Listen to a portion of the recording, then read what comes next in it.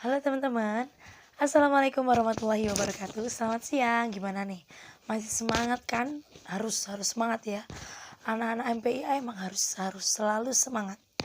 Oke, jadi aku dan juga teman-teman aku dari kelompok 11 akan mempresentasikan sebuah tema yang sangat menarik untuk kita bahas pada siang hari ini. Sebelumnya, saya akan perkenalan dulu.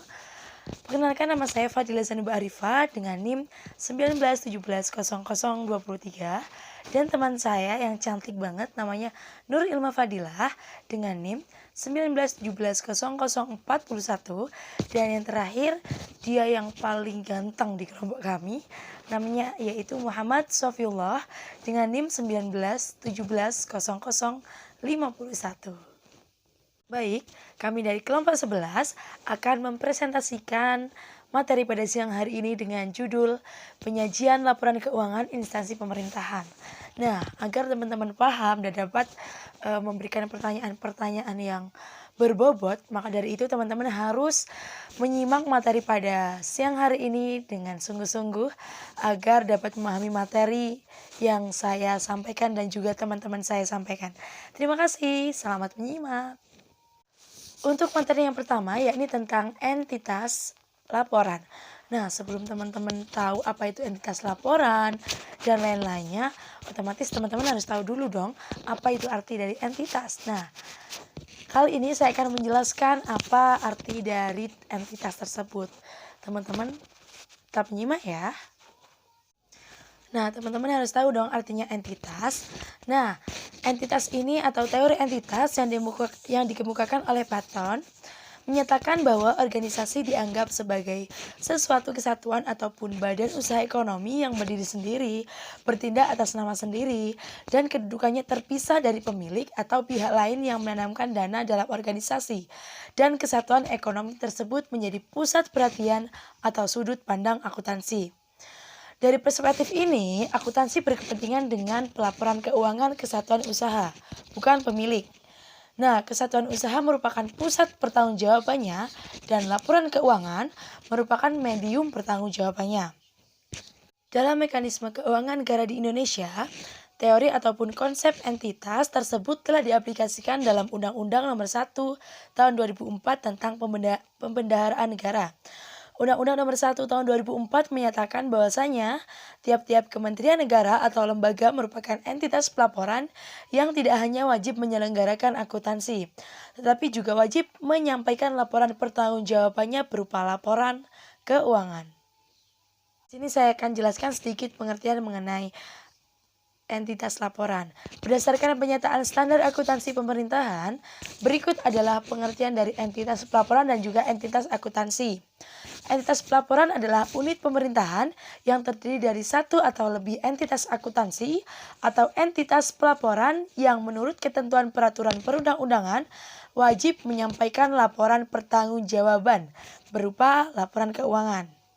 Nah, untuk entitas akuntansi artinya adalah unit pemerintahan, pengguna anggaran atau pengguna barang dan oleh karenanya wajib untuk menyelenggarakan akuntansi dan menyusun laporan keuangan untuk digabungkan pada entitas pelaporan.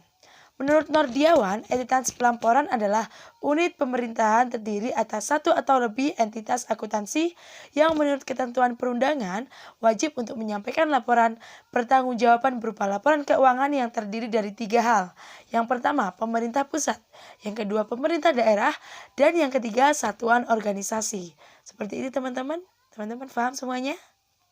Nah, yang kedua mengenai peranan laporan keuangan. Sebelumnya kita harus tahu dulu nih apa arti laporan keuangan. Nah, laporan keuangan merupakan suatu landasan penyajian laporan keuangan secara umum yang mempunyai tujuan membandingkan dengan periode sebelumnya dengan entitas lainnya.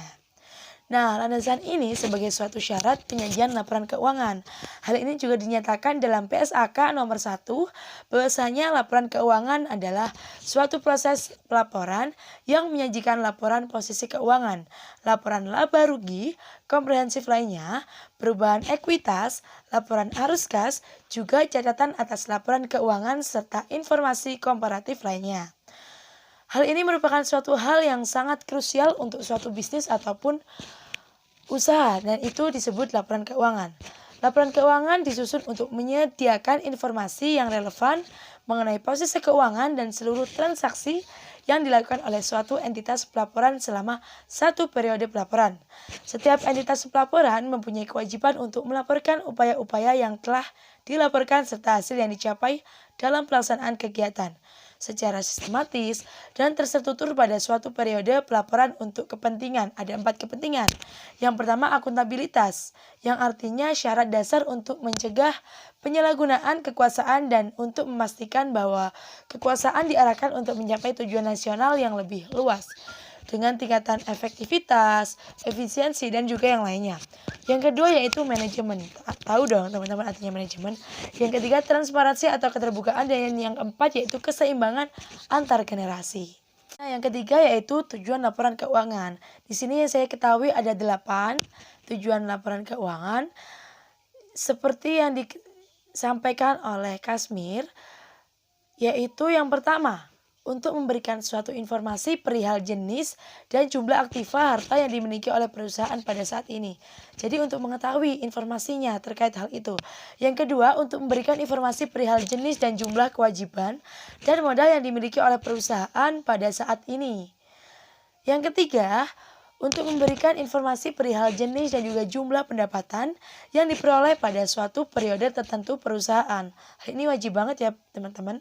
Yang keempat, untuk memberikan informasi perihal jumlah biaya dan jenis biaya yang dikeluarkan perusahaan dalam suatu periode tertentu.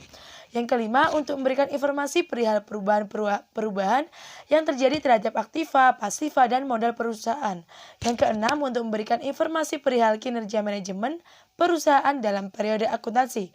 Yang ketujuh, untuk memberikan informasi tentang catatan atas laporan keuangan. Dan yang terakhir, untuk informasi keuangan lainnya yang mungkin tidak diketahui ataupun hal-hal yang tidak terduga lainnya. Dari ke-8 tujuan tadi, kalau teman-teman memang ada yang belum dipahami, bisa ditanyakan nanti di sesi tanya jawab.